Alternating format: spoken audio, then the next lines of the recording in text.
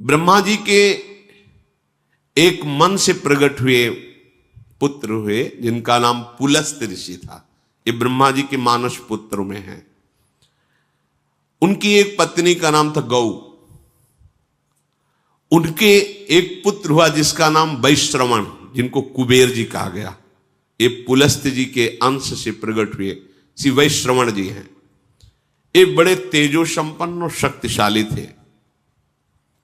वैश्रवण जी अर्थात कुबेर जी ये पुलस्त ऋषि को छोड़ करके भगवान ब्रह्मा जी की आज्ञा में और सेवा में रहने लगे। ये पुलस्त जी को अच्छा नहीं लगा, क्रोध आ गया पुलस्त जी को। तो पुलस्त जी ने अपना दूसरा रूप धारण किया अपने ही अंश से। उसका नाम हुआ विश्रवा। अपने शरीर से दूसरा रूप प्रकट किया जिसका नाम विश्रवा, क्रोध से प्रकट किया। ये क्रोध आसुरी भाव है, राक्षसी भाव है। विश्रवा सदैव कुबेर जी से दोष दृष्टि रखता, द्वेष दृष्टि रखता, कुपित रहता। पर ब्रह्मा जी की सेवा में थे विश्रवण, इसलिए किसी का प्रभाव उनके ऊपर नहीं। वैश्रवण की सेवा से प्रसन्न होकर पितामह ब्रह्मा जी ने अमरत्व प्रदान कर दिया और त्रिभुवन के धन का मालिक बना दिया। धनाध्यक्ष भगवान कुबेर ऐसा कहा जाता है। वो जो पुलस्त जी के अंश से प्रकट हुए प्रथम पुत्र, द्वितीय विश्रवा जो उन्हीं के आधे शरीर से प्रकट हुए। और जब कुबेर पदवी मिली तो महादेव जी से ब्रह्मा जी ने उनका परिचय कराया और मित्रता करवाई। नलकुबर नाम के इन्हीं के मणिगिरि पुत्र प्रकट हुए और एक दिव्य स्वर्णमयी राजधानी धनाध्यक्ष कुबेर की, जिसका नाम लंका। ये धनाध्यक्ष कुबेर की राजधानी, त्रिभुवन का धनाध्यक्ष पद और लंका ये कुबेर को दी गई। और विचरण करने के लिए पुष्पक विमान और यक्ष राक्षसों का राजाधिराज पद कुबेर को दिया गया। जो पुलस्त जी के क्रोध से प्रकट हुआ विश्रवा नाम का पुत्र था, वो कुबेर पर दृष्टि क्रोध भरी रखते थे। कुबेर जी ने देखा कि ये भी तो पिता ही तुल्य है। विश्रवा पुलस्त जी के आदेश शरीर से वो कभी गुस्सा नहीं करते, सदैव प्रणाम करते। और धनाध्यक्ष कुबेर तीनों लोकों के यक्ष दैत्य राक्षस यक्ष इनके स्वामी थे। तो तीन बहुत ही सुंदर युवतियां सेवा में दी, राक्षस कन्याएं, बड़ी माया शक्ति से संपन्न, दिव्य से दिव्य रूप धारण करने वाली। वो महामुनि विश्रवा की सेवा में लगी।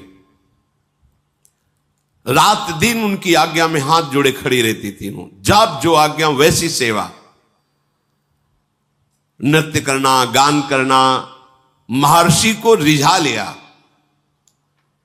उनमें से एक का नाम पुष्पोत्कटा, दूसरा का राका, तीसरे का नाम मालिनी। तीनों एक दूसरी सेवा में सुख प्राप्त करने के लिए होड़ लगाई हुई थी। तीनों ने प्रार्थना की कि मुझे पुत्र चाहिए। महान तपस्या से संपन्न क्रोध युक्त विश्रवा मुनि ने उनसे पुत्र उत्पन्न किए। पुष्पोत्कटा नाम की जो राक्षसी कन्या थी, उनसे महाभयानक बलशाली रावण और कुंभकर्ण, मार्कंडी जी सुना रहे, भूमंडल में इनके जैसा कोई बलि नहीं था। मालिनी नाम की जो सेवा में थी राक्षसी कन्या, उनसे विभीषण जी का जन्म हुआ। और जो राका नाम की थी, उनसे सूपनखा और खर ये प्रकट हुए। हमारी एक एक क्रिया का परिणाम होता है। देखो, पुलस्त जी भगवान ब्रह्मा जी के मानस पुत्र हैं। उनसे एक पुत्र प्रकट हुए वैश्रवण कुबेर जी महाराज। वो अपने पितामह ब्रह्मा की सेवा में लग गए। तो पुलस्त जी के हृदय में असंतुष्टता पैदा हुई। हमारी आज्ञा का पालन नहीं कर रहा। उन्होंने अपने को दूसरे स्वरूप में प्रकाशित किया। देखो, जो क्रिया द्वेष, असंतुष्ट या क्रोध या धर्म त्याग पूर्वक होगी, वो राक्षसी प्रवृत्ति ही प्रकट करेगी। विश्रवा जी के हृदय में कुबेर के प्रति भारी द्वेष, क्योंकि पुलस्त जी का संकल्प उद्वेषात्मक हो गया, तो उनसे जो विश्वश्रवा प्रकट हुए, उनके हृदय में कुबेर जी के प्रति द्वेष, अर्थात धर्मात्मा पुरुष के प्रति द्वेष। उनकी सेवा में कुबेर राजा धीराज पदवी प्राप्त किए ब्रह्मा जी से, तो देखा ये पिता स्वरूप है, इनको मेरे से द्वेष है, ये द्वेष मिट जाए तो दिव्य मायावी शक्तियों से युक्त बड़ी ही सुंदर 3 युवतियों को विश्रवा मुनि की सेवा में लगाया। सेवा में नजदीक रहने से उनको पत्नी भाव से स्वीकार किया। द्वेष, क्रोध, इससे संयुक्त होकर के पुत्र उत्पन्न की चेष्टा की, क्रिया की। पुष्पोत्कटा नाम की सुंदरी से जो सेवा में थी, बड़ा ही भयानक पुत्र प्रकट हुआ, रावण, फिर कुंभकर्ण। उसी भाव से भावित होकर के राका से संयोग किया, तो जिसे खरदूषण कहा जाता है, वो पुत्र और शूर्पणखा पुत्री, भयानक राक्षसी भाव। थोड़ा मन शीतल हुआ कि इतना द्वेष नहीं करना चाहिए। ऐसा भाव करके मालिनी से संयोग किया तो विभीषण जी का प्रादुर्भाव हुआ। अगर आप गृहस्थ हैं और द्वेष, क्रोध, हिंसात्मक वृत्ति, अधर्म भाव, फिर आप पुत्र उत्पन्न करते हैं, तो वैसे ही पुत्र होगा। या असमय में, जहां शास्त्र आज्ञा नहीं करता, उस समय तो राक्षसी भाव का होगा। जैसे कश्यप और दिति जी पति पत्नी है। कश्यप जी 10,000 वर्ष तक तपस्या में ब्रह्मचर्य रहकर भगवद आराधना की। दिति जी उनकी सेवा में रही। प्रसन्न हुए कश्यप, क्या चाहिए तुम्हें? उनका, भगवान आप हमारे प्राणनाथ पति हैं, एक पत्नी को अपने पति से क्या चाहिए? पुत्र, यही सौभाग्य है। तो उनका समय का इंतजार करो। उनका, नहीं भगवान, मेरे हृदय में इतनी वेदना हो रही है कि हमारी और बहनों की तो संतानें हैं, मेरे है नहीं। अब मैं समय का इंतजार नहीं, आपको इसी समय मुझे पुत्र प्रदान करना पड़ेगा। और इस तरह से वो अपनी भावना को प्रस्तुत किया, हठ किया। महापुरुषों से हठ नहीं करना चाहिए, उनकी रुचि पर छोड़ना चाहिए। पर वो अपनी रुचि का आरोप इस कोर्ट से किया कि वो संध्या काल था, भगवान सूर्यास्ताचल को जा रहे, इस समय महापाप माना जाता है स्त्री संभोग। उन्होंने विवश होकर के फिर स्नान आदि किया और कहा कि तुम जानना चाहते हो तुम्हारा पुत्र कैसा होगा? घोर भगवत द्रोही पैदा होगा, क्योंकि घोर समय था। दैत्य और दानवों का अधिपति होगा, साधु ब्रह्म ऋषि धर्म इसका नाश करेगा। कांप गए भगवान, ये तो मेरी चाह नहीं थी, ऐसा कैसे? तो उन्होंने कहा, तुम्हारी रुचि और समय इसके अनुसार ऐसा पुत्र होगा। चरणों में गिरे, भगवान ऐसा नहीं होना चाहिए, ऐसा तो होगा, पर अब तुम क्षमा मांग रहे हो, इसलिए तुम्हारा पौत्र भगवान का महान भागवत होगा। तो वही हिरणाक्ष और हिरण्यकश्यप के रूप में प्रकट हुए, और श्री प्रहलाद जी उनके कुल को पावन करने वाले प्रकट हुए। संतानोत्पत्ति एक भगवान की पूजा रूपी ये क्रिया है, ये कोई ऐसी साधारण नहीं है। आप अगर संयम से रहकर पवित्र होकर भगवान को प्रणाम करके उनकी आज्ञा का पालन करने के लिए उनकी सृष्टि विस्तार रूपी पूजा उनका स्मरण करते हुए, तो निश्चित महाभागवत पुत्र होगा, देशभक्त होगा, बलवान होगा, विद्वान होगा। अंदर क्रोध है, द्वेष है, अधर्माचरण है या मदिरापान आदि ऐसे, तो फिर वो सींग भले प्रकट ना हो पर होगा वो राक्षस स्वभाव वाला, स्वभाव उसका आसुरी होगा और वो तुम्ही को दंड देगा, तुम्हें जलाएगा जीवन भर। ये शास्त्र प्रमाण से जो चलता है उसे परम शांति मिलती है, चाहे गृहस्थ हो चाहे विरक्त हो। जिस समय रावण प्रकट हुआ बहुत ही विकराल उस समय हो गया, जैसे भगवान के प्रकट होते प्रकृति शीतल हो जाती है, मंगलमयी सुगंध चलने लगती, दुंदुभियां बजने लगती हैं, कोई भी ऋतु हो, बसंत ऋतु प्रकट हो जाती है। ऐसे ये महान दैत्य भाव, देखो भाव का खेल है, भाव आसुरी किया और संतान उत्पन्न किया तो ऐसे भाव का प्रकट हुआ। 10 सिर ताही 20 भुज दंडा, रावण नाम वीर बरी बंडा। 10 सिर 20 भुजाएं, अपार बलशाली। ये मार्कंडेय जी महाराज युधिष्ठिर को सुना रहे कि तुम्ही को दुख नहीं हुआ है, स्वयं भगवान श्री हरि अवतरित हुए तो देखो उनके जीवन में कैसे कैसी विपत्तियां आई। ये भगवान के नित्य पार्षद हैं जय और विजय।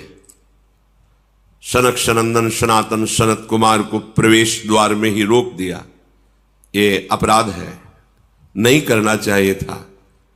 जय विजय जी को बिल्कुल नहीं करना चाहिए था, क्योंकि ये आदि मुनि हैं, निरंतर भगवत अनुराग में ब्रह्मबोध में छके रहते हैं। वैकुंठ में कोई ऐसा वैसा जा सकता है क्या? भगवत धाम है, संशय की कोई वहां गुंजाइश नहीं। 5 वर्ष की अवस्था हर समय रहती है और नग्न रहते, दिगंबर रहते हैं और श्रीमुख से चारों के निकलता रहता हरि शरणम हरि शरणम हरि शरणम। अब इनको रोकने की क्या जरूरत है? पर भगवान की जब प्रबल इच्छा प्रकट होती है लीला करने की, तो उनके जोड़ का तो उन्हीं का पार्षद ही होगा, दूसरा तो कोई हो ही नहीं सकता, क्योंकि हरि स्वरूप ही होते हैं। भगवत इच्छा से ही रोक दिया। अब इतने अनुराग में एक एक कदम बढ़ रहे थे सनक सनंदन सनातन सनत कुमार जी के, कि उन्हें अच्छा नहीं लगा। तुमने क्यों रोका? प्रभु के दर्शन में जाने में क्या तुम्हें मेरे में बाधा लगी? तुम निर्विकार सच्चिदानंद परम धाम में भी दोष बुद्धि रखते हो। यहां कौन आ सकता है बिना भगवान की इच्छा के? उसका मतलब तुम्हें दंड चाहिए अभी। ये आश्चर्य की बात, जहां से किसी का वापस होना नहीं होता, भक्तों का या संतों का, भगवत प्रेमियों का अपराध वहां से भी नीचे पटक देता है। आज तक कोई प्रमाण नहीं मिला कि वैकुंठ से किसी का पतन हुआ हो, लेकिन इनका पतन हो गया। महाभागवत ब्रह्मबोध संपन्न निरंतर भगवत अनुरागी महात्मा को रोक दिया, साप दे दिया, जाओ तुम 3 जन्म तक असुर भाव को प्राप्त हो। इससे बड़ा दंड क्या हो सकता है? भगवत भाव का सिद्ध महापुरुष भगवत पार्षद बनता है, उसका जीवन होता है निरंतर भगवत चिंतन। ऐसे चिंतन में सिद्ध हुए भगवत पार्षद, ये तो सिद्ध पार्षद है, इससे बड़ा दंड क्या हो सकता है कि आसुर भाव को प्राप्त हो, भाव ही तुम्हारा राक्षसी हो जाए। कांप गए जय विजय। भगवान सर्वांतर्यामी स्वयं चलकर आए और बड़ी अद्भुत बात कही। कहा सेवक का अपराध स्वामी का ही होता है, इसलिए आप क्षमा करो या मुझे दंड दो। ये मानो ऐसा प्रहार हुआ सनकादि के ऊपर, अगर विचार करके देखो बहुत मृदु शब्द दिखाई दे रहे, लेकिन नहीं। भगवान को लगा तुम्हें ये तो सोचना चाहिए कि मेरे पार्षद हैं, अगर दंड ही दिलवाना था तो हमसे निवेदन करते कि आपके सेवक ने मुझे रोक दिया, आपको असंतुष्टता, आप फाइनल कैसे कर दिए। भगवान के जो शब्द है इसमें बड़ा गूढ़ भाव है। सनकादि को अपना नहीं कहा उस समय, कहा सेवक का अपराध स्वामी का ही अपराध होता, मुझे क्षम। ये बहुत बड़ी बात अलगाव की हो गई ना। अपनापन किससे दर्शा रहे श्री भगवान जय विजय से। सेवक का अपराध स्वामी का ही अपराध होता। हे ऋषियों, आप चाहे दंड दो या क्षमा करो, मेरी भुजा भी हो, यदि आप जैसे महात्माओं के विरुद्ध चल जाए तो मैं काट दूं, फिर ये तो सेवक है। संतुष्ट किया। अब तो कांप गए सनकादि वचन, क्योंकि परम ज्ञानी है, बार बार भगवान के चरणों में प्रणत हो रहे हैं। प्रभु आप कहे तो शाप मिथ्या हो जाए, पर नहीं, मेरी इच्छा से ऐसा है। और जय विजय से कहा तुम चिंता मत करो, आसुर भाव रहेगा पर तुम्हारे कल्याण के लिए मैं स्वयं अवतरित होऊंगा, स्वयं अवतरित, तुम चिंता मत करो। जय विजय ने तो 3 जन्म लिए, पर भगवान ने 4 जन्म लिए। रावण कुंभकर्ण रूप में जब ये पधारे तो भगवान श्री राम रूप में, वो तो अंश में चतुर्व्यूह स्वरूप से प्रकट हुए। हिरण्यकश्यप हिरणाक्ष के लिए भगवान नरसिंह और वाराह, और शिशुपाल दंतवत भगवान श्री कृष्ण, 4 अवतार, राम, नरसिंह, वाराह और हरि श्री कृष्ण, 4 अवतार भगवान ने लिए। हर चरित्र से हमें शिक्षा मिलती है। यदि हमें रोका जा रहा है तो हम श्रद्धा लेकर के आए हैं, हमें रुक जाना चाहिए। दूसरी बात, यदि वो भगवत प्रेमी महात्मा है तो विनय की जा सकती है, उसको शासन के द्वारा नहीं रोका जा सकता। वो भले अल्प अवस्था का क्यों ना हो, यदि वो वैष्णव चिन्हों से चिन्हित है तो हाथ जोड़ के बात करनी चाहिए। अगर आप कुछ क्षण यहां विराजमान हुए, अभी मैं आपको विनय पूर्वक, शासन नहीं, पार्षद हैं भगवान के, वो सामने महान ऋषि है, विनय की जा सकती है। हमको एक एक आचरण की शिक्षा मिलती है हर चरित्र से, हर चरित्र से। अब ये भगवान के पार्षद आसुर भाव को प्राप्त हुए, इनकी जोड़ का कौन हो सकता है? तो 10 सिर ताही 20 भुज दंडा, रावण नाम वीर बरी बंडा।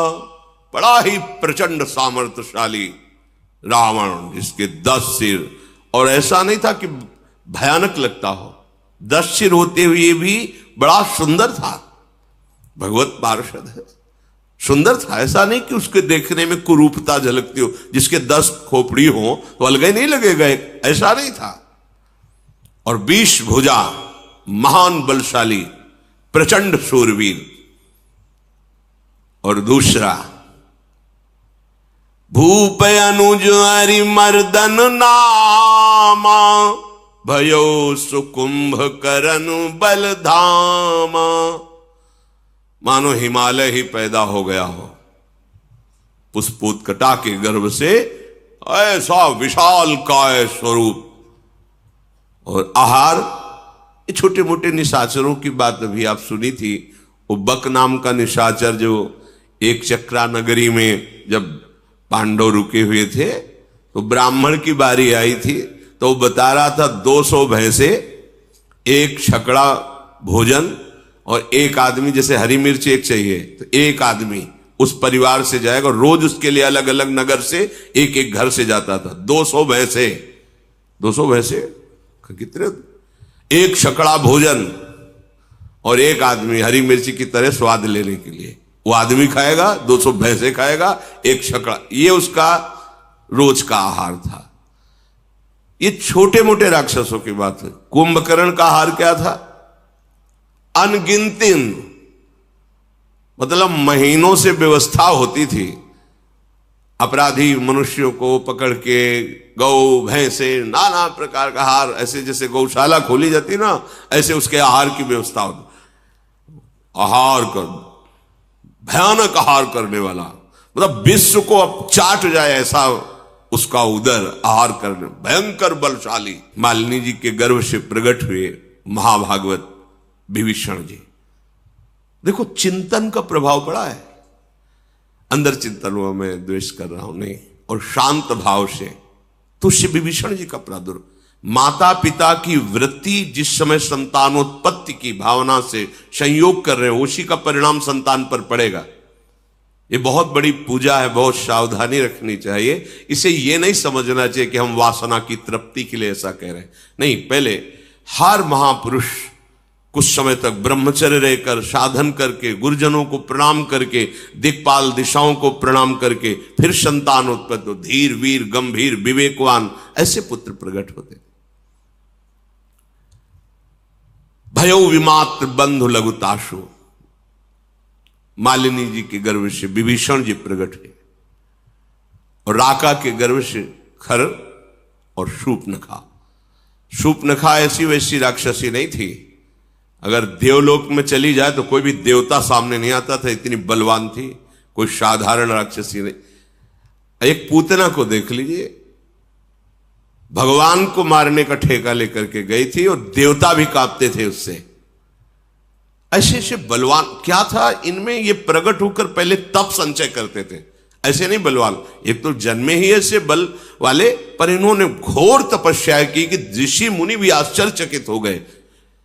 ऐसी तपस्या ये असुरजन करके चाहते क्या थे? विश्व का विलास, बस अंतर यही है। तपस्या तो इन्होंने भी की, पर वो विश्व मंगल के लिए नहीं। जब कोई संत महापुरुष तप और पुण्य भजन बल से युक्त होता है तो सर्वे भवन्तु सुखिना, सर्वे संत निरामया, सर्वे भद्राणि पश्यन्तु मां कश्चित् दुःख। एक को भी दुखी न देखो, सब सुखी हो जाएं, सब निरोग हो जाएं, सबका मंगल हो, सब सुखी रहे, ये होता है। और जब असुर तपस्या करता है तो उसका संकल्प होता है मैं जब जिसको चाहूं उसको नष्ट कर दूं, मेरे आगे कोई खड़ा होने वाला न रहे, सबको दुख मिले, सबको अशांति मिले, सब मेरे अधीन रहे, ये आसुरी भाव होता है। अब जब वो प्रकट हुए तो उनका परिकर भी प्रकट हुआ। काम रूप खल जिनस अनेका, कुटिल भयंकर विगत विवेका। विवेक रहित कुटिल स्वभाव, भयंकर आचरण, ऐसे राक्षसों का प्रादुर्भाव हुआ। कृपा रहित हिंसक सब पापी, बरनी न जाहि विश्व परितापी। विश्व को दुख देने वाले ये पापी ऐसे प्रकट हुए कि इनका तेज, इनका बल सारे संसार को पीड़ा पहुंचा दे। ये भगवान के विरोध में प्रकट होने वाला परिकर है, इसलिए इसका पहले गान किया गया है। देखो एक इसमें इस चरित्र से भाव मिल रहा है कि अगर जुड़े हमारा जो भी भाव है और भगवान से जुड़ जाए तो उसका मंगल हो जाता है। और निशाचर स्वभाव, पापी स्वभाव, कहीं किसी पर कोई भी दया कृपा नहीं, केवल हिंसा वृत्ति। उपजे यद्यपि पुलस्त कुल, पावन अमल अनूप, तदपि महीसुर श्राप बसु भय सकल अघरूप। यद्यपि महान कुल में प्रकट हुए पुलस्त ऋषि के, पुलस्त ऋषि के ही तो भगवान ब्रह्मा से पुलस्त ऋषि, पुलस्त ऋषि से विश्वश्रवा, उससे ये बिल्कुल नजदीक, पर इनका स्वभाव घोर दैत्य स्वभाव, आसुरी स्वभाव। अब इन तीनों ने विचार किया कि सबसे पहला कार्य करना चाहिए भगवान को प्रसन्न करना, भगवान ब्रह्मा, और ऐसा अमरत्व प्राप्त किया जाए कोई मुझे मार न सके। कीन विविध तप तीन हूं भाई, परम उग्र नहीं बरनी सो जाई। तीनों ने खान पान विश्राम सब त्याग करके कठोर तपस्या। हिरण्यकश्यप ने तो ऐसी तपस्या की कि ब्रह्मा जी को दिव्य दृष्टि से देखना पड़ा कि है कहां हिरण्यकश्यप। बामी जम गई थी, घास जम गई थी, निरंतर ब्रह्माकार वृत्ति, ब्रह्मा जी के चिंतन में, ब्रह्म मंत्र से संबंधित। देखो यहां भी शिक्षा मिलती है, अगर कहीं भी विजय प्राप्त करनी है तो आपको तपस्या करनी पड़ेगी, आपको भजन करना पड़ेगा, आपको मंत्रानुष्ठान करना पड़ेगा। और यहां अनुष्ठान धर्माचरण का होता, चाहते हैं उन्नति, विजय, पद, प्रतिष्ठा, यश, कीर्ति, यह दैत्य भाव है, फिर भी कठोर तप कर रहे। पहले जहां भी देखा है किसी भी दैत्य की उन्नति, वो तपस्या के पीछे। शुंद की बात बताई थी, भगवान ब्रह्मा जी को तप के द्वारा प्रसन्न किया। अब इतना तप किया कि विवश होकर ब्रह्मा जी को सामने आना पड़ा। मंत्र में बड़ी सामर्थ्य है। गयौ निकट तप देखी विधाता, मांगहु बर प्रसन्न मैं ताता। उठो पुत्रो, तुम्हारी तपस्या पूर्ण हुई, मैं प्रसन्न हूं, क्या चाहिए तुम्हें? तब रावण ने आंख खोली, देखा भगवान ब्रह्मा जी विराजमान हैं। करी बिनती पद गही 10 सीसा, बोल्यो बचन सुनहु जगदीशा। प्रणाम किया, हाथ जोड़कर कहा, हे जगत के ईश्वर भगवान ब्रह्मा जी, मैं अमर हो जाऊं। मार्कंडेय जी महाभारत में कहते, उसने कहा मैं अमर हो जाऊं।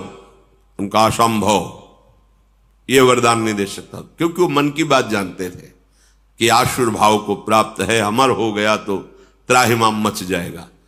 कहा नहीं, अमर नहीं, और कुछ मांग सकते, एक शब्द केवल हटा दो अमर, फिर और जो चाहो मांग लो तो ठीक है। हम काहू के मरही न मारे, बानर मनुज जाति दुई बारे। हम फिर तुम्हारे द्वारा बनाए हुए ऋषि मुनि अस्त्र शास्त्र महात्मा किसी से न मानो। ये मनुष्य और बानर तो हमारे आहार हैं, बस इनके लिए हमें वरदान की जरूरत नहीं तुम्हारी। ब्रह्मा जी का बस थोड़ा तो हमें रास्ता चाहिए। ऐसे हिरण्यकश्यप ने मांगा, अमर हो जाऊं, असंभव, ये नहीं दे सकता। फिर तुम्हारी सृष्टि के बनाए हुए किसी भी मनुष्य से, किसी से, तो सृष्टि में बनाया हुआ कोई मनुष्य, अस्त्र शास्त्र मंत्र, कुछ भी जो ब्रह्मा का बनाया हुआ है, उससे न मरो। तो वही अमृत तो समझ गया कि हम, ब्रह्मा जी ने कहा हाँ ये तो दे देंगे, रास्ता निकलना चाहिए। भगवान ने ऐसा रूप रखा जो ब्रह्मा ने कोई बनाया नहीं, नरसिंह, फाड़ को फेंक दिया हिरण्यकश्यप को। ऐसे बुद्धि, ये मनुष्य क्या है, हमारे आहार है नर बानर पशु, इनके लिए तुम्हें वरदान की आवश्यकता नहीं है देने की। हां, और आपके किसी भी बनाए हुए दैवी शक्ति, देवता आदि, लोकपाल, कोई अस्त्र शस्त्र, ब्रह्मा जी ने कहा एवमस्तु तुम बड़ तप कीन्हा। उसी समय साक्षी देने के लिए भगवान शंकर भी आ गए। मैं ब्रह्मा मिलित ही वर दीन्हा। महादेव जी ब्रह्मा जी, तथास्तु, ऐसा ही हो। फिर देखा पहाड़, कुंभकर्ण। ब्रह्मा जी ने कहा बहुत होश में इसको वरदान देना पड़ेगा, अगर ये पूरे दिन आहार करेगा तो जितना हम सृष्टि रचा है सब चौपट हो जाएगा।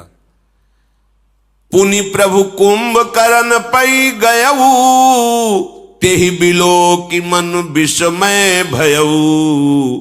जो यही खल नित करब आहारू, होई सब उजारी संसारू। अगर ये बराबर जागता रहा तो पूरी सृष्टि को उजाड़ देगा। सरस्वती को याद किया, अब बैठो इसकी जबान पर। कहा बेटा तुम मांगो, तुम्हारी क्या इच्छा है? उसने पहले ही सोचा था कि सीधे इंद्रासन, त्रिभुवनपति बनकर के रहूंगा, सारी सृष्टि हमारे अधीन रहेगी। बोलना चाह रहा है इंद्रासन, निद्रासन। सरस्वती जी बैठी हुई। ब्रह्मा जी ने कहा तथास्तु, 6 महीने में एक बार जगेगा और दिन भर आहार करेगा, फिर सो जाएगा 6 महीने का। सारद पेरी तासुमति फेरी, मांग सी नींद मास सट केरी। एक बार 6 महीने सोना, फिर जग के आहार करना, फिर 6 महीने के लिए।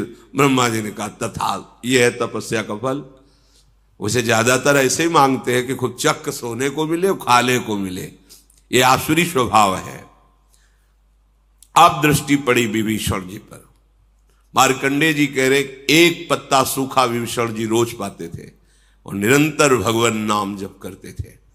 गए विभीषण पास पुनि, कहो पुत्र बर मांगु, तेहि मांग्यो भगवंत पद, कमल अमल अनुराग। ये बात मांगी, यही मांगना चाहिए। यही मांगने से मांगना मिट जाता है। ब्रह्मा जी विभीषण के पास गए और कहा पुत्र तुम्हारी तपस्या पूर्ण हुई, वरदान मांगो। उन्होंने चरणों में प्रणाम करके कहा भगवान मुझे अमल अर्थात कामना रहित निष्काम, मल है कामना, निष्काम और अनन्य, तेहि मांगे भगवंत पद, कमल अमल अनुराग। अनुराग अनन्य भक्ति, निष्काम अनन्य प्रेमा लक्षण भक्ति जो है वो मुझे श्री हरि की दीजिए। हरि के चरणों में निष्काम भक्ति। मार्कंडेय जी ने कहा कि जब उन्होंने ये मांगा तो ब्रह्मा जी ने सबसे पहला शब्द कहा कि तुम्हारे जो 2 भाइयों को हमने ना कहा है वो अपनी तरफ से देता हूं, तुम अमर हो जाओ। ये तो तुम्हें मिले ही, लेकिन जो 2 भाइयों ने मांगा मैंने नहीं दिया वो तुम्हें दिया। अमर आज भी विभीषण राज्य कर रहे हैं दिव्य लंका में।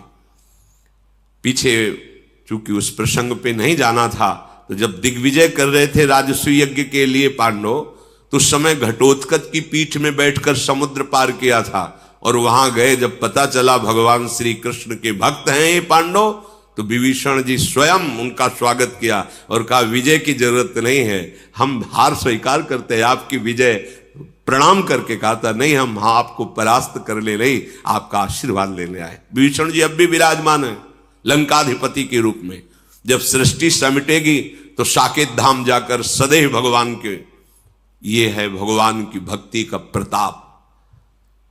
एक बात मांग लो जिससे सारी बात अपने आप पूर्ण हो जाती, भगवान के चरणों की आसक्ति। प्रभु निरंतर आपके प्रेम में डूबा रहो, बस। इससे क्या होगा, प्रभु अधीन हो जाएंगे। फिर जब मालिक अधीन हो गया तो सारी संपत्ति उसकी तो है ही, सारी संपत्ति तो उसकी है। हम लोग अल्प बुद्धि वाले हैं, इसीलिए प्रभु को रिझाने के बाद मांगते क्या है, यही मायाकृत भोग सामग्री, मायाकृत। नहीं, मांगना है मालिक से। अब एक गरीब आदमी चक्रवर्ती सम्राट के पास जाए, सम्राट के हम बहुत खुश हैं, बोलो क्या चाहिए, तो सोचेगा भैंस के लिए 1 साल का चारा और घर के लिए 1 साल का भोजन। महाराज हमारे पशु के लिए चारा और हम लोग के लिए 1 साल, तो उसके लिए मजाक की बात होगी। अरे तुम मांग लेता तो गांव का गांव, नगर का नगर वो दे देता, आज जीवन की व्यवस्था कर देता। पर उसकी हिम्मत नहीं मांगने की, वो अपनी सामर्थ्य के अनुसार मांगता है। इसलिए सच्ची बात यह है कि मांगना भी भगवान के ऊपर छोड़ दे, हमें मांगना भी नहीं आता। अगर वो ऐसा कह दे गरीब आदमी चक्रवर्ती सम्राट से कि महाराज मुझे नहीं पता कि मुझे क्या चाहिए, आप दे दो, तो जो वो देगा वो अपनी सामर्थ्य के अनुसार देगा, वो निहाल हो जाएगा। ऐसे ही चतुर सुजान भक्त मांगते भी नहीं। जैसे प्रभु कहते हैं कि हाँ क्या चाहिए, तो बोले आप जान लो आपको क्या देना है हमें, तो वो भगवान अपना सानिध्य देंगे, अपने धाम में अपने समान सुख प्रदान करने वाला वैभव उसको प्रदान करते हैं। भगवान से ना मांगने पर विशेष लाभ है, मांगने पर तो हमारी सोच बहुत छोटी है, पता नहीं क्या मांग ले, और उनके ऊपर छोड़ दो। सुदामा जी ने मांगा था क्या? नहीं मांगा ना, चले काहे के लिए थे? पत्नी ने प्रेरणा यही की थी कि मित्र है कुछ तो दे ही देंगे, बच्चों का उदर पोषण करने की व्यवस्था तो हो ही जाएगी। पर सुदामा जी चतुर सुजान भक्त थे, एक शब्द भी नहीं कहा। अच्छा मित्र चलते हैं, तो बोले कपड़े जो नए पहने हुए इनको उतार दो, नहीं रास्ते में चोर परेशान करेंगे। वो भी उतार के वही पुरानी जो उनकी धोती थी फटी लपटी वही पहना दिया। सुदामा जी ने सोचा कि अच्छा किया, अच्छा किया। अब पत्नी को समझाएंगे जाके कि बहुत जो है तू, जाओ जाओ मित्र हैं दे देंगे, कपड़ा भी उतरवा लिए अपने पहलाएंगे। अब भगवान ऐसे हाँ चलो, तो सोचा 2-4 असरफी तो होंगी मुट्ठी में, ये तो जानते ही घर की हालत की, खाने को भी नहीं। भगवान ने कहा इधर से जब आप जाना तो उधर से मुड़ जाना। बोले वो तो हम जानते हैं, मुड़ जाएंगे आप पता है। और रास्ते में सोच रहे कि कितने श्री कृष्ण हमारे कृपालु हैं, नहीं दिया कि दरिद्र ब्राह्मण के ऐसा ना हो ईश्वर पाकर मुझे भूल जाए, मेरा मित्र कितना कृपालु है। और जब आए तो उनको लगा कि मैं लौट के द्वारिकापुरी ही आ गया क्या, ऐसी सुदामापुरी रची। भगवान ने 2 लोक की संपत्ति भेज दी उनके यहां। तो हमारे दाता ऐसे उदार हैं कि इनसे मांगो ना तो बड़े लाभ में रहोगे, मांगोगे तो फिर थोड़ा घाटा रहेगा। इतने बड़े मालिक से तुम मांग ही नहीं सकते जो मांगना चाहिए। ये विभीषण जी ने मांगा, कहा तेहि मांग्यो भगवंत पद, कमल अमल अनुराग। अमल माने निष्काम होता है, कामना ही मल है। मुझे अपने प्रभु से कोई कामना न हो और मैं निरंतर उनके प्रेम में डूबा रहूं, ऐसा मुझे वरदान दीजिए। तिन्हि देई बर ब्रह्म सिधाए, हर्षित ते अपने गृह आए। मैं तनुजा मंदोदरी नामा, परम सुंदरी नारी ललामा। वरदान प्राप्त हो गया है। ब्रह्मा जी तो अंतर्धान हो गए। ये तीनों महान आनंद से युक्त होकर के मैदानों की मंदोदरी नाम की बड़ी ही विवेकपूर्ण उनकी कन्या थी, बहुत ही सुंदर और विवेकवान थी। विवेकवान होना बहुत कठिन होता है। परम सुंदरी।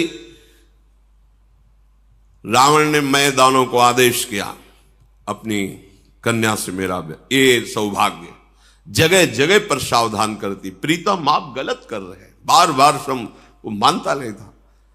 मंदोदरी बहुत ही ज्ञानवान थी, बहुत ही ज्ञानवान थी।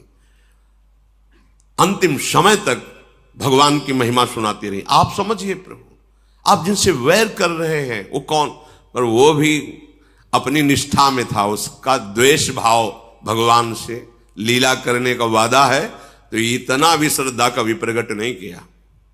जहां कोई भगवान की श्रद्धा की बात करता उसको वही माल्यवान से कहा तुम पूज्य हो और बूढ़े हो इसलिए बख्श रहा हूं। बस भाव तो हमें लगता है कि जो भाव अपने को दे भगवान, उसमें बिल्कुल निष्ठा युक्त हो जाना चाहिए। द्वेष भाव से भजा तो ऐसा भजा कि कहीं कलंक नहीं लगने दिया द्वेष भाव में। पूरा का पूरा जीवन भगवान के चिंतन में, पर द्वेष भाव से। अब विवाह हो गया, पता चला कि महाराज कुबेर राजा धीराज लंकापुरी में विराजमान है। द्वेष था ही पिता के ही हृदय में, तो पहला काम किया लंकापुरी पर चढ़ाई की, जो कुबेर की राजधानी थी। अब अपार बल से संयुक्त, देर न लगी, कुबेर जी को भागना पड़ा। लंका छोड़ करके जितने यक्ष राक्षस निशाचर कुबेर पक्ष के थे सब भाग, कोई थे इनके सामने घुटने टेके तो उनको महल दे दिया, रहो यहीं रहो। और लंका अपनी राजधानी रावण ने निश्चित की, और जबरदस्ती उनका दिव्य विमान जो मिला था राजा धीराज कुबेर जी को, पुष्पक विमान को छीन लिया। अब तो लंका राजधानी और पुष्पक विमान पर चढ़ करके विहरण करने के लिए कुबेर जी गंधमादन पर्वत पर भाग पड़े। ब्रह्मा जी से स्तवन किया। ब्रह्मा जी ने कहा कि किसी की सामर्थ्य नहीं है, इसे कोई अब त्रास कर सके किसी के साये। एक तो महाबली वैसे ही, दूसरा वरदान प्राप्त किए हुए, समय व्यतीत करो। वो लंका को अपनी राजधानी घोषित कर दिया। खाई सिंधु गंभीर अति चारिहु दिस फिर आओ, कनक कोट मनि खचित दृढ़ बरनी न जाई बनाओ। त्रिभुवन के जो धनाध्यक्ष है उनकी राजधानी स्वर्णिम लंका, आसपास समुद्र, खाई का काम कर रहा था। हरि पेरित जही कलप जोई जात धान पति होई, शूर प्रतापी अतुल बल दल समेत बस सोई। ये बहुत ही तेजोमयी लंका है। जब कभी भगवान का अवतार होता है तो कुबेराधिपति पर जो होता है वो वहां की राजधानी संभालता है, पर जो भगवान से द्वेष करने वाली लीला में असुर सम्मिलित होते वो उसको अपनी राजधानी छीन कर बनाते हैं। अब जितने जितने बड़े बड़े राक्षस थे वो सब आकर के रावण की शरण में हो गए। रहे तहा निश्चर भट भारे, ते सब सुरन समर संघारे। अब तहा रहे शक्र के पेरे, रक्षक कोटि जक्ष पति केरे। जहां जहां जो जो बलवान दिखाई देता, जहां सुनता रावण की अमुक जगह अमुक बलवान, 10 मुख कतऊ खबर सिपाही, सेन साजगढ़ घेर सिजाई। जहां सुना उसी को परास्त कर दिया। देखो, एक बल होता है जो सबको सुख देने वाला था, एक बल होता है जो सबको दुख देने वाला होता है। संसार में पूरे मृत्यु लोक, अन्य लोक, कोई ऐसा नहीं बचा जिसको रावण ने जीत ना लिया हो। राजधानी लंका, और जहां सुनता जिस लोकपाल, जिस देवता, जिस महाबली को, उसको जाके परास्त कर देता, अपना दास बना लेता। एक दिन पुष्पक विमान पर बैठा हुआ जा रहा था तो कैलाश सामने पड़ा। तो नंदिकेश्वर प्रकट होकर, कैलाश के ऊपर से विमान नहीं जा सकता, ये भगवान शिव का घर है। तो उसने कहा, तुम रोक किसको रहे हो पता है? रावण को रोक रहे हो। ये कैलाश के ऊपर से तो नहीं जा सकता, तो विमान तो हटेगा नहीं, हम कैलाश हटा देते हैं। उतरा विमान से, कौतुक कहीं कैलाश पुण्य लीन्हे सजाई उठाई, मनो तौल निज बाहुबल चला बहुत सुख पाई। उमा सहित भगवान महादेव गण सहित पूरे कैलाश पर्वत को भुजाओं से, 20 भुजा पर वो वरदानी है। महादेव जी मुस्कुराए। नंदिकेश्वर ने कहा, प्रभु मुस्कुराने का समय नहीं है, अगर आप इतना छूट दे दिए तो कोई इस कैलाश की महिमा को नहीं समझेगा। भगवान ने कहा कि हम तो केवल इसके वरदान की रक्षा के लिए कि किसी पर भी ये विजय प्राप्त करता है, इसलिए। नहीं, तुम देखना चाहते हो कैलाश उठा सकता है? एक अंगूठा ऐसे रखा तो जैसे पत्थर के नीचे मेढक दब जाए ना, ऐसे वैसे तो कैलाश उठा लिया। पर जब नंदिकेश्वर ने प्रार्थना की कि प्रभु आप, तो भगवान ने कहा, हम तो ब्रह्मा के वर की पूर्ति के लिए ऐसा, इसलिए। नहीं तो देखना चाहते हो कैलाश उठा सकता है? ऐसे अंगूठा रखा, पर वो भारी विद्वान भी है, पुलस्त ऋषि का। तो जो तांडव आज भी गाया जाता है, जहां शिव पूजन होता, जटाटवी गल ज्वल प्रवाह पावित स्थले, गले लंब लंबिताम भुजंग तुंग मालिकाम, डम डम डमन निनादव डमर वयम चकार चंड तांडवम तनोतु नः शिवा शिवम जटा कटा सब भ्रमम समम। जो पूरा तांडव जे ही गाया, भगवान से प्रसन्न हो गए। ऐसा तांडव स्तोत्र है कि निश्चित भगवान से प्रसन्न, भगवान शिव प्रसन्न हुए, दर्शन दिए, साष्टांग प्रणाम बोले, आज से मैं आपको अपना आराध्य देव मानकर गुरु स्वरूप स्वीकार करता हूं। सदैव आप हमारी रक्षा करना और मैं आपकी आराधना में सदैव लगा रहूंगा। रावण ने विनय करके विमान स्वैट से निकाला। अब आग कैलाश की ऐसी महिमा है, कोई कैलाश के ऊपर से वाहन से नहीं निकल सकता। जो भगवान शिव का कोई भी देवता, कोई भी यक्ष गंधर्व कैलाश के साइड प्रणाम करके, वो भगवान शिव का महल है। महल क्या है? बरगद के नीचे। बरगद जानते हो कितना है? 60,000 योजन, 60,000 योजन की डाले। 6 ऋतुएं उस बरगद के नीचे हैं। इधर वर्षा ऋतु हो रही तो इधर शीतलता, इधर ग्रीष्म ऋतु, इधर बसंत ऋतु, सब ऋतुएं उसी बरबट वृक्ष के नीचे। भगवान शिव का आसन 88 हजार वर्ष की महाराज समाधि लगाते हैं। भगवान के अनन्य भक्त हैं। अब जैसे जैसे उसकी सब सेना बढ़ती जा रही है, परिवार बढ़ता जा रहा है, बल बढ़ता जा रहा है, सब बड़ाई, कोई ऐसा नहीं बचा जो रावण के आगे सर न झुकाता हो। एक दिन जगता था, बकाया सोता रहता कुंभ, और जिस दिन जगता था तो जो बड़ा काम होता था सौंप दिया जाता था, भोजन पाओ, अपना आहार करो और जाओ उस पर विजय प्राप्त करो। उसको ये थोड़ी होता था कि जाके कुछ युद्ध करना पड़े। खड़ा हो जाता था, लंबी श्वास लेता था तो सेना का सेना अंदर चली जाती थी। रामादल युद्ध में जब वर्णन उसका हुआ है तो वो ऐसे मुख में ऐसे हजार के हजार सैनिक चले जाते, रीक्ष बानर, और कान से निकल जाते मुंह से। अब कान कोई ऐसे छोटा बुदा छेद थोड़ी है, बड़ा भारी दरवाजा समझो, मुंह से निकले कान से, ऐसा उसको बड़ा विकराल स्वरूप। करई पाल सोवई सटमासा, जागत होई तिहु पुरनासा। जिस दिन जगता था तो हाहाकार मच जाता, बस मतलब स्वाहा स्वाहा, जैसे छुहारा नहीं छा, हाँ ऐसे दाल चबा के सब ऐसे इतना आहार करने। ये भगवान के पार्षद हैं, बिगड़ गई तो देखो कैसे आए।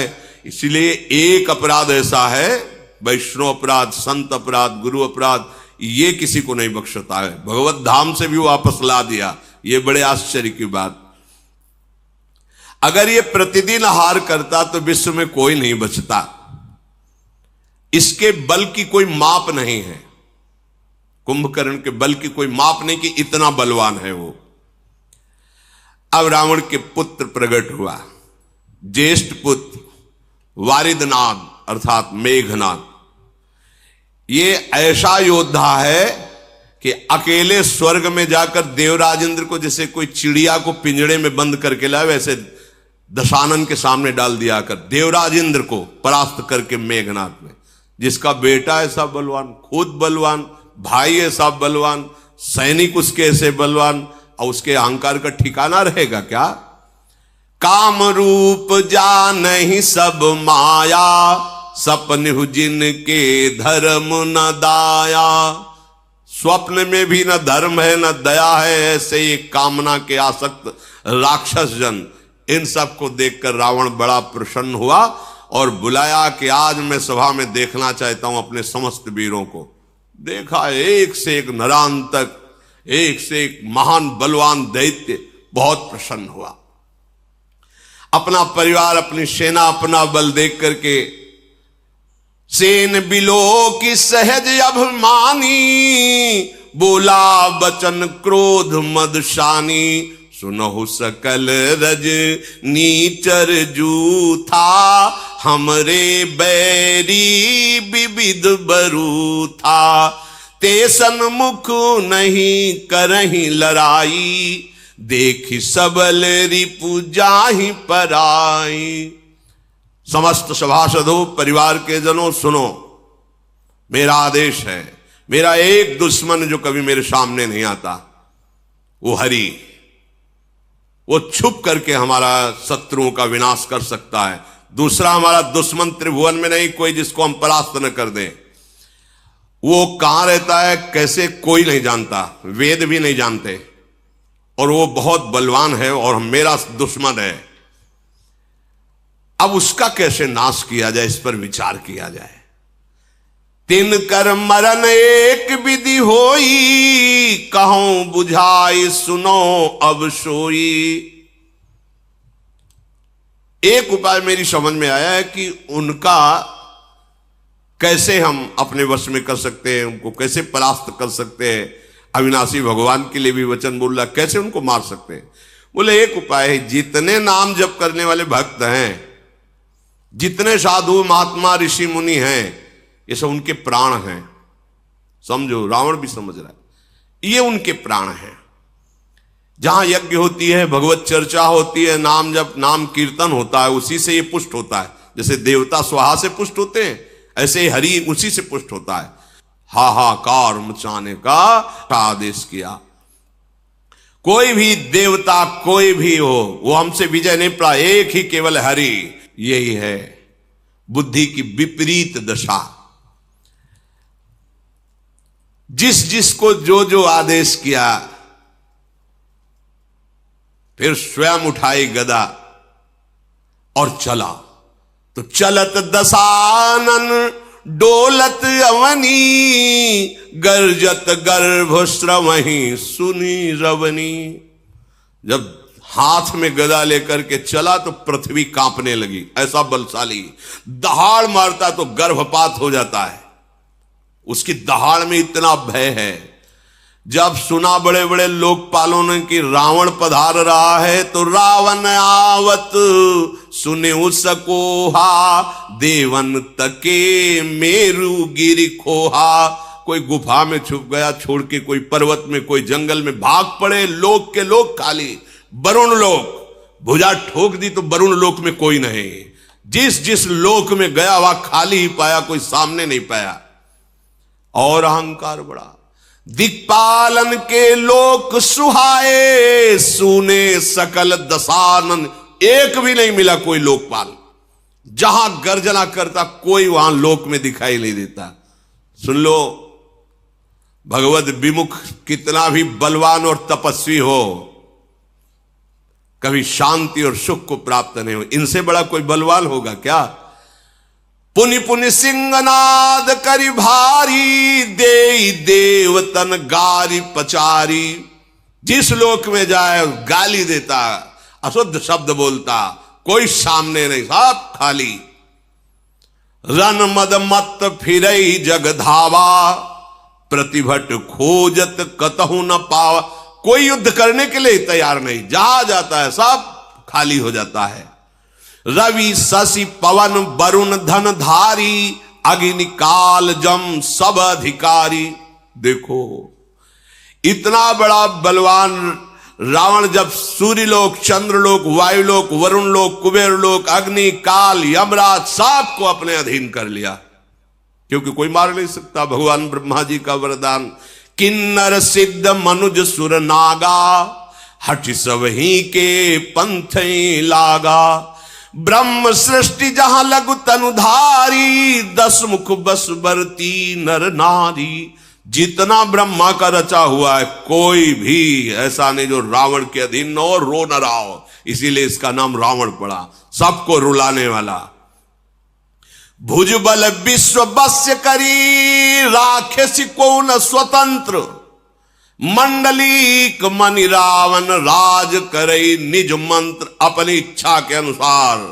सर्वलोक सम्राट, सार्वभौम नहीं, सर्वलोक सम्राट रावण जैसा कहता है वैसा लोक। ब्रह्मा जी तो नाम मात्र के विराजमान हैं, अब इसका शासन चल रहा है, जो कहता है वही हो रहा है। देव जच्छ गंधर्व नर किन्नर नाग कुमारी, जीति बरी निज बाहुबल बहु सुंदर बरनारी। जिस लोक में जो सुंदरी मिलती सब ब्राह्मण की सेवा में, सबको अपने अधीन कर लिया। बड़े बड़े देवता सब कांप गए। पृथ्वी में घोर अत्याचार, शुभ आचरण कतहु नहीं होई। आज्ञा है रावण की, कोई नहीं कथा कहेगा, कोई रामकृष्ण हरि कीर्तन नहीं करेगा, कोई भी नहीं, कहीं भी शुभ आचरण नहीं हो रहा है। देव विप्र गुरुमान न कोई, न ब्रह्म ऋषियों का सम्मान, न साधुओं का सम्मान, कुछ नहीं, सब खत्म। आगे आएगा ऐसा समय, जब कलयुग का भयंकर रूप होगा तो ऐसा ही समय आएगा। नहीं हरि भगति यज्ञ तप ज्ञाना, सपने सुनिय न वेद पुराना। वेद पुराण की कथा वार्ता, यज्ञ तप भजन साधन खत्म। केवल रावण का अत्याचार, सब भयभीत। जप जोग विरागा तप मख भागा, श्रवण सुनई 10 सीसा। आपनु ठिधावई राहै न पावई, धरि सब घालई खीसा। जहां सुनने को मिला, गुप्त चरों ने बताया कि वहां नाम जप हो रहा, वहां कीर्तन हो रहा, वहां यज्ञ हो रही, वहां धर्मानुष्ठान, स्वयं जाता और सांप के गले उतार देता। न किसी का मंत्र काम करता, न सांप काम करता, क्योंकि पहले ही ऐसी तपस्या कर ली थी। असभ्रष्ट अचारा भाषण सारा, धर्म सुनी नहीं काना। ते बहुविदित्रासई देश निकासई, जो कह वेद पुराना। अगर कोई भगवत चर्चा करते मिल जाए तो बहुत प्रकार से पीड़ा दे के उसे काला पानी की सजा दे दी जाती है, निकालो इसको। सारा संसार त्राहिमाम बोल पड़ा। बरन न जाई अनीति घोर निशाचर जो करही, हिंसा पर अति प्रीति तिनके पाप ही कवनिमिति। इनका जो अत्याचार बढ़ रहा है तो वर्णन नहीं किया जा सकता, क्योंकि इनकी पाप में रति है, कोई शासन करने वाला इनके ऊपर नहीं है। अब तो सब के सब रावण को प्रसन्न करने में लगे हैं। क्या रावण कैसे प्रसन्न होगा? बोले बाढ़े खल बहु चोर जुआरा, जेलम पट पर धन पर दारा। इनकी बढ़ोतरी हुई। ये आदेश है राक्षसी आदेश, जिसकी बुद्धि में राक्षस बैठता है यही करवाता है। मां नहीं मातु पिता नहीं देवा, साधुन सन करवा वही सेवा। जिनके ये आचरण भवानी, ते जाने हूं निश्चर सम प्राणी। महादेव जी कहते कि मैं तुम्हें राक्षसों की पहचान बताऊं भवानी? क्या? बोले बड़े बड़े कान होते, सींग होते। बोले ऐसी बात नहीं है। बोले कैसे होते? बोले जो जुआ खेलते हैं, शराब पीते हैं, मांस खाते हैं, पराई स्त्री से व्यभिचार करते हैं, माता पिता को अपमानित करते हैं, संतों से सेवा लेते हैं। जहां ऐसे भाव हो तो जिनके आचरण भवानी ते जाने निश्चर संप्राणी, उन निश्चित समझना कि राक्षसी स्वभाव का व्यक्ति है। अब तो हाहाकार मच गया, क्योंकि रावण को प्रसन्न करने के लिए होड़ लग गई पापाचरण की। जो जितना बड़ा पापाचरण करे उतने बड़े इनाम, रावण की सभा में उसका सम्मान। और वैसे ही स्वाभाविक सबकी रुचि पापाचरण में अधिक होती है। और फिर सपोर्ट मिल गया रावण का। जो जितनी हिंसा पापाचार करके सामने जाए उसको पुरस्कार मिलेगा। अगर जो कहीं धर्म से चल रहा है, परिवार का नाश कर दिया जाएगा। अब तो कहीं कोई गुफा में कहीं कोई ऐसा नहीं बचा जो धर्म कर सके, भजन कर सके। तभी एक दिन सत्संग में कहा था, देखना एक समय ऐसा आएगा तुम चैन से माला नहीं चला पाओगे, भगवत चर्चा नहीं कर पाओगे। अभी तो बच्चा है कलयुग, आगे समय नहीं मिलेगा भगवत भजन करने का। कोई भी धर्माचरण नहीं कर सकता रावण के भय से। अब तो पृथ्वी कांप गई। जब पृथ्वी में धर्माचरण नहीं होता तो ये मां है व्याकुल हो जाती है कि मेरे सब बच्चे मारे जाएंगे, सब नरक जाएंगे। जब कोई संत महात्मा प्रकट होता है तो भूमि प्रफुल्लित हो जाती है कि कम से कम एक ही जिनके अधिकार में जो भी आएगा इनके, वो पावन हो जाएगा। पृथ्वी हर्षित होती है, जैसे मां अपनी गोद में बच्चे को दुलार कर, ऐसे हो। और जहां कोई दुष्ट अधर्मी पैदा होता है तो जल जाती है, किसके द्वारा? पापाचरण बढ़ेगा।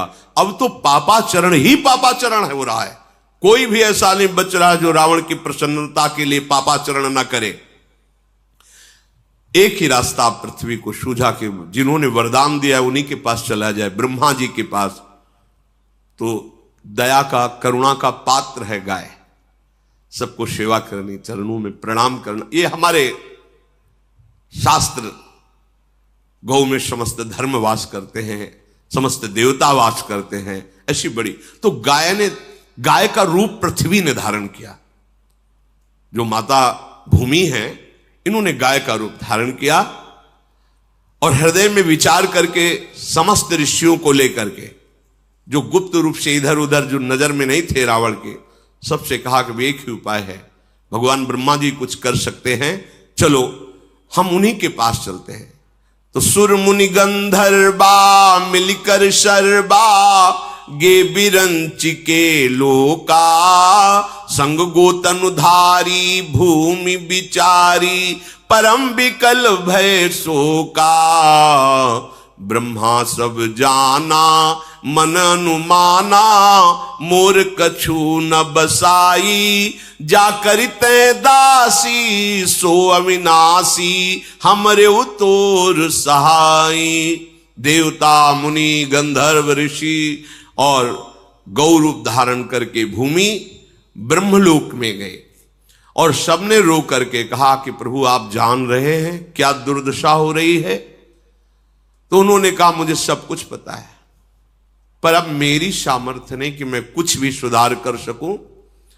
जिनके हम भी सेवक हैं, आप भी हैं, वही हरि केवल सहायता कर सकते, इस समय दूसरा कोई सहायता नहीं कर सकता। धरनि धरहि मन धीर कह विरंचि हरिपद सुमिरु,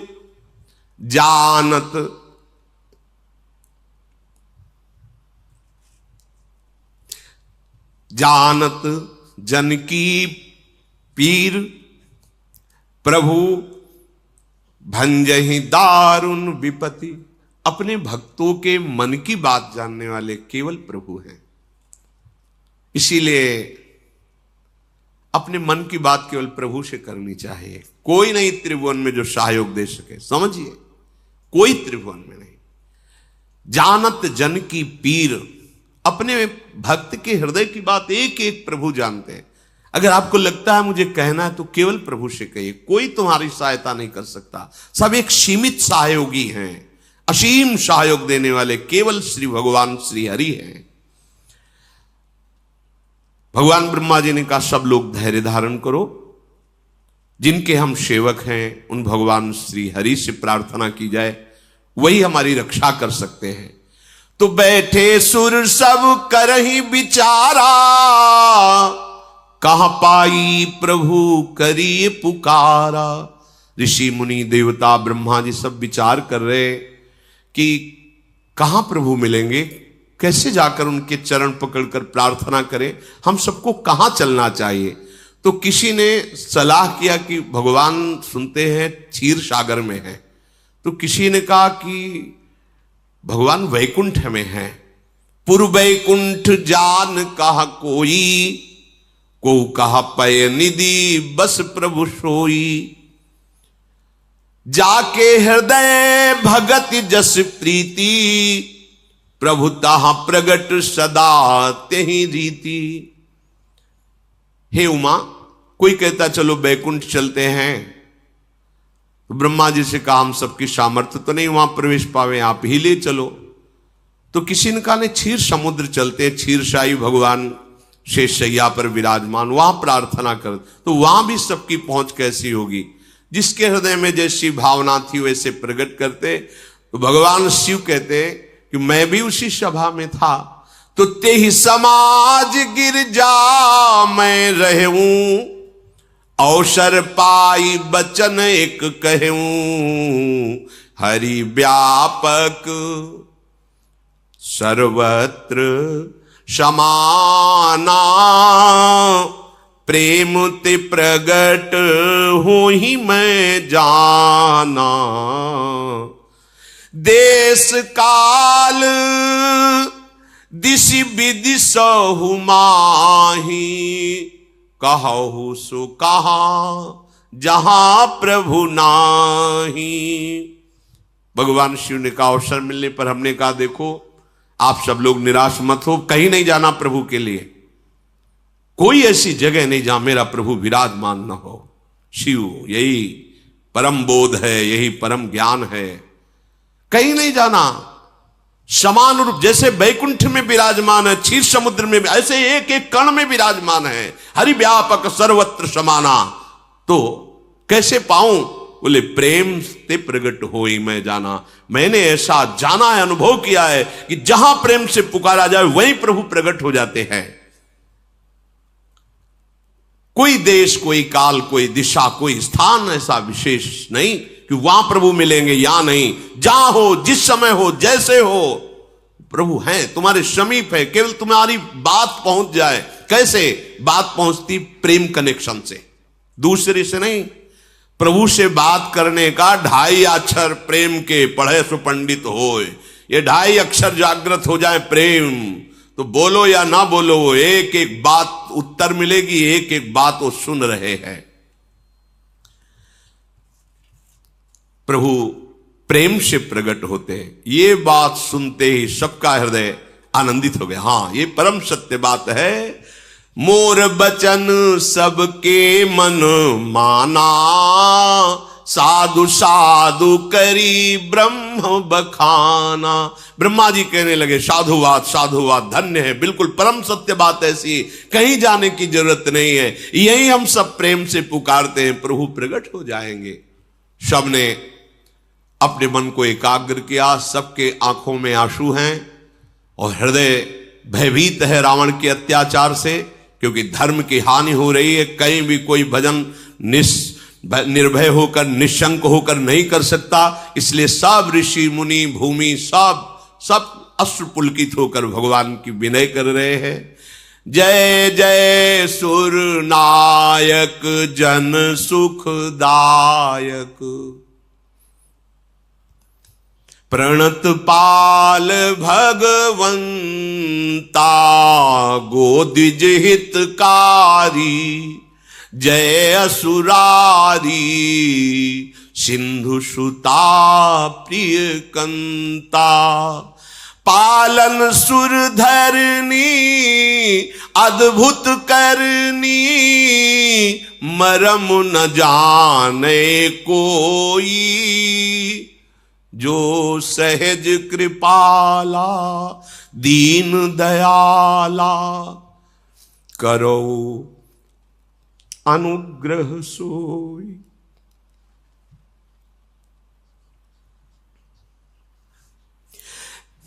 जय जय अविनाशी सब घटवासी,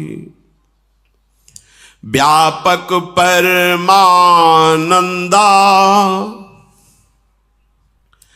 अविगत गोतीतम चरित पुनीतम, माया रहित मुकुंदा।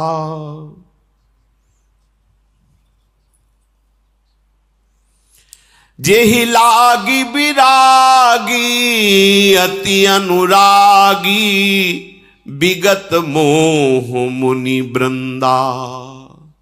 निशिवासर ध्यावहि गुण गण गावहि, जयति सच्चिदानंदा।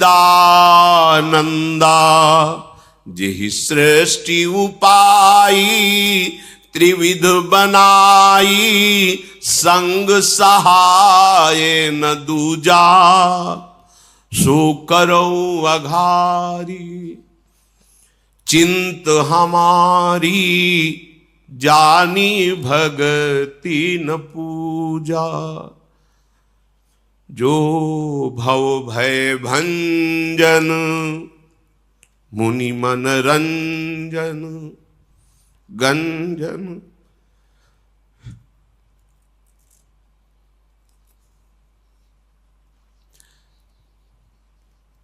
जो भव भय भंजन मुनि मन रंजन, गंजन विपति बरूथा।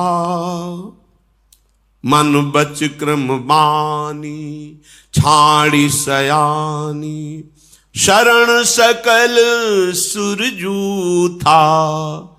सारद श्रुति से सारी से अशेषा, जा कहूं को नहीं जाना। जेहि दीन पियारे वेद पुकारे, द्रवहु सुश्री भगवाना। जेहि दीन पियारे वेद पुकारे, द्रवहु सुश्री भगवाना।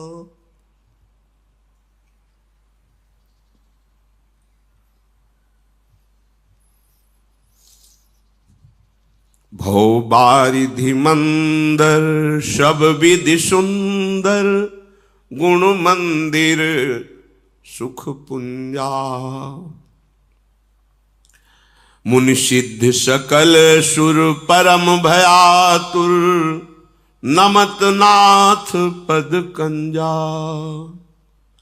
जानि सभय सुर भूमि सुनी, बचन समेत स्नेह। गगन गिरा गंभीर भई, हरनि शोक संदेह। समस्त ऋषि मुनि देवता, भगवान ब्रह्मा, गौरूप धारणी पृथ्वी, सब भगवान की विनय कर रहे हैं। देखो ऐसा ही इस समय भी है, हम लोगों के हृदय के अहंकार का राज्य है। उसके अनुगामी जितने भी काम, क्रोध, लोभ, मोह, मद, मत्सर, ये हमको भ्रष्ट करना चाहते हैं, हमको माया में पतित करके बांधना चाहते हैं, और हम भगवत मार्ग में आगे बढ़ना चाहते हैं।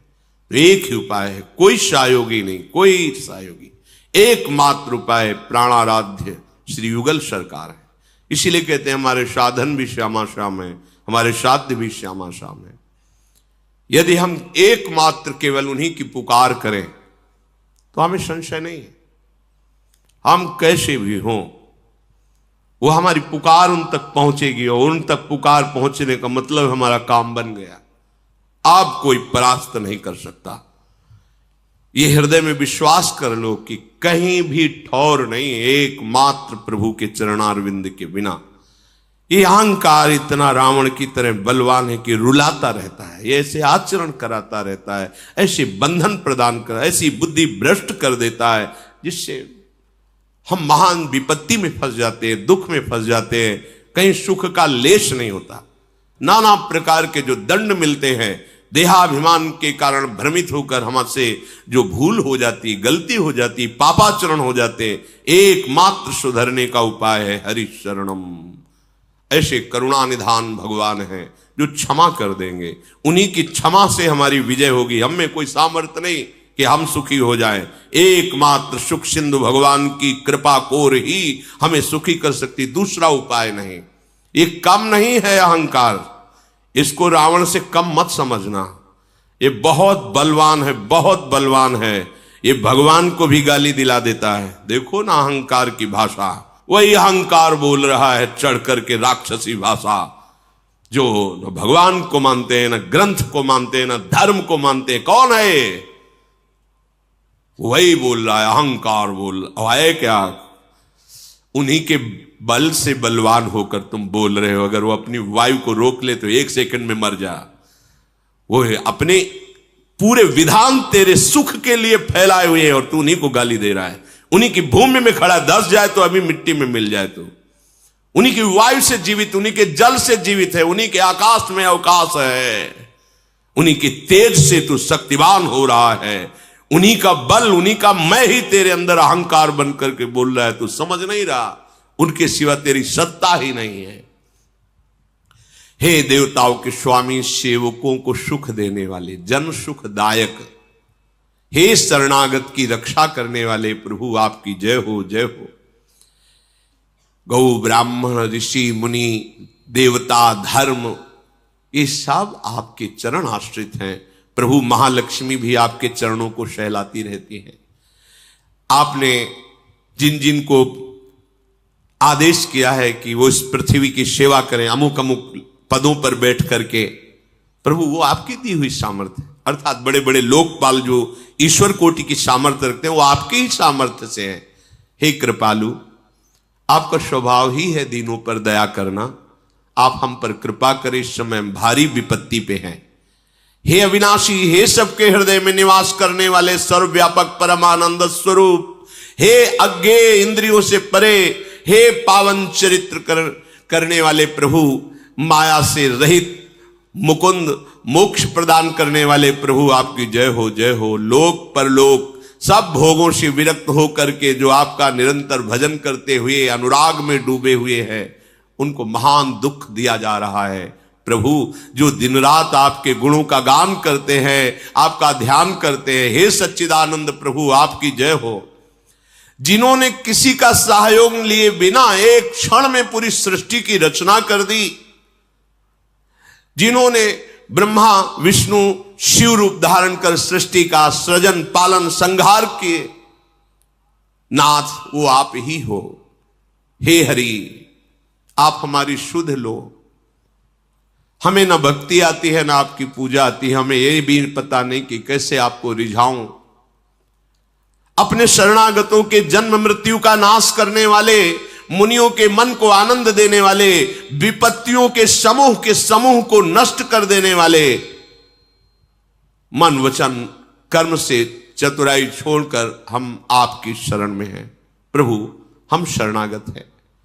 साक्षात सरस्वती, वेद, भगवान, अनंत महिमा युक्त शेष जी, संपूर्ण ऋषि मुनि, कोई आज तक आपकी महिमा का पार नहीं पा पाया। वही जान पाया, जितना जान पाया जो आपने जना दिया। नाथ, जिन्हें केवल दैन्यता प्रिय है, बस दीन प्यारे, अहंकार प्रिय नहीं, दैन्यता प्रिय है, वेद ऐसा कहते हैं। वो भगवान प्रकट हो, हम पर दया करे। हे सुखों की राशि, हे नाथ, हम सब दुखी होकर आपके चरण कमलों में प्रार्थना करते हैं, आपको बार बार नमस्कार करते हैं, आप हमें निर्भय कीजिए। जब सबने ऐसी विनय की तो उसी समय मानो प्रेम वर्षा हो रही, ऐसे अमृतमय भगवत वचन सबको सुनाई दिए। आकाशवाणी हुई, जन डर पहु मुनि सिद्ध सुरेशा, तुम्हि लागी धरि हो नर बेसा, अंसन सहित मनुज अवतारा, ले हो दिन कर वंश उदारा। हे देवताओं, ऋषि मुनियों, पृथ्वी, आप कोई डरने की जरूरत नहीं है, मैं आ रहा हूं। तुम सबको निर्भय करने के लिए सूर्य वंश में मैं अपने अंशों के सहित अवतार धारण करूंगा। कश्यप अदिति महातप कीन्हा, तिनको मैं पूरब बर दीन्हा, ते दशरथ कौशल्या रूपा, कौशलपुरी प्रगट नर भूपा। कश्यप और अदिति ने बहुत भारी तपस्या की थी और उनकी इच्छा थी कि आपके समान पुत्र हो तो मेरे समान तो मैं ही हूं। अब वही अयोध्या में महाराज चक्रवर्ती सम्राट दशरथ के रूप में और कौशल्या जी के रूप में अदिति जी विराजमान हैं। अब मैं उसी अवधपुरी में उनको माता पिता मानकर प्रकट होऊंगा। उन्हीं के घर जाकर मैं अपने अंशों सहित 4 स्वरूपों में प्रकट होऊंगा। आप सत्य वचन मानिए, आज से आपको निर्भय हो जाना चाहिए। हरि हो सकल भूमि गरुआई, निर्भय हो देव समुदायी, गगन ब्रह्म बानी सुनिकाना, तुरत फिरे सुर हृदय जुड़ाना।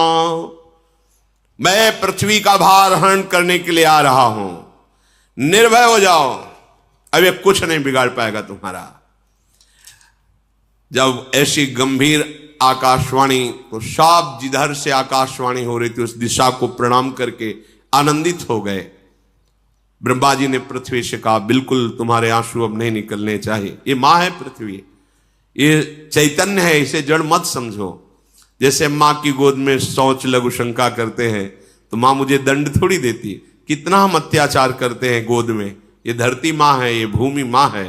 हर बच्चे को पहले माता पिता यही सिखाते, सो के उठने के पहले जमीन में हाथ रखो, पैर रखने के पहले ही, और पृथ्वी के चरण छुओ, फिर हाथ दर्शन करो, फिर भगवान नाम स्मरण करो। ऐसा तो प्रणाली ही थी घर में। अब आज तो शिक्षा ही नहीं दी जाती। ये भूमि हमारी मां है। हम जब अपनी मां के गर्भ से आए तो सबसे पहले भूमि में स्पर्श हुआ। ये मां है हमारी जननी, इसी के द्वारा हमारा भरण पोषण होता है। पूरा जीवन यही हमें अपने गोद में धारण करती। ये कोई जड़ नहीं है। देखो ना, चैतन्य रूप धारण करके हमारी रक्षा के लिए, हमारे सुख के लिए रो रहे हैं, प्रार्थना करें। अगर इन पर अत्याचार करोगे, अपने मां पे अत्याचार करोगे तो सुखी रहोगे क्या? पृथ्वी में यदि तुम अत्याचार करोगे तो सुखी नहीं रहोगे। तब ब्रह्मा धरनी समुझावा, अभय भई भरोस जिय आवा। ब्रह्मा जी ने कहा, पृथ्वी अब तुम व्याकुल मत हो, अब तुम्हारे तो बड़े सौभाग्य के दिन आ रहे, क्योंकि भगवान के सी चरण चिन्हों से चिन्हित तुम होगी। भगवान अपने जो महालक्ष्मी जी सी चरण सहलाती रहती है, उन चरणों से तुम्हारे चिन्ह बनाते हुए चलेंगे। तुम बिल्कुल निश्चिंत हो जाओ। निज लोक कहीं बिरंच गे देवन यही सिखाई, बानर तनु धरि धरि मही हरिपद से बहु जाए। समस्त देवता विराजमान, भगवान शंकर साहब देखो, वरदान में उसने दो ही से पराजय की जगह छोड़ी है, नर बानर। नर रूप में भगवान अवतार ले रहे, तुम सब देवता देवी शक्ति संपन्न जाओ बानर रूप में, दीक्ष रूप में ऐसे प्रकट हो जाकर जो भगवान की सेवा और सहायता करो। उनको सहायता की जरूरत नहीं, पूरी सृष्टि अकेले ही रची और एक क्षण में रची, पर लीला के लिए तुम सब वो रूप धारण करो। सब देवता अपने अपने लोगों को ब्रह्मा जी को प्रणाम करके गए, जिसके लिए जो आज्ञा हुई वैसा ही परिकर तैयार हो रहा है। सब जाकर के वानर देह धारण कर रहे हैं, अपार बल प्रताप है, सब सूरवीर, और उनके अस्त्र यही हैं पर्वत वृक्ष और नख। और बड़े ही धीर बुद्धि वाले, बड़े ही दिव्य तेज वाले बानर प्रकट हुए, क्योंकि सब बड़े बड़े देवता आ रहे हैं अपने अंशों से। जैसे हनुमान जी जो है भगवान शंकर और वायु के अंश से प्रकट हो रहे हैं। हनुमान जी 11वें रुद्र का अवतार बानर रूप में प्रकट हो रहे, स्वयं महादेव वायु का निमित्त बना करके, वायु देवता को निमित्त बना करके अंजनी के गर्भ में भगवान शिव ही अपने अंश से प्रकट हो, 11वें रुद्र का अवतार।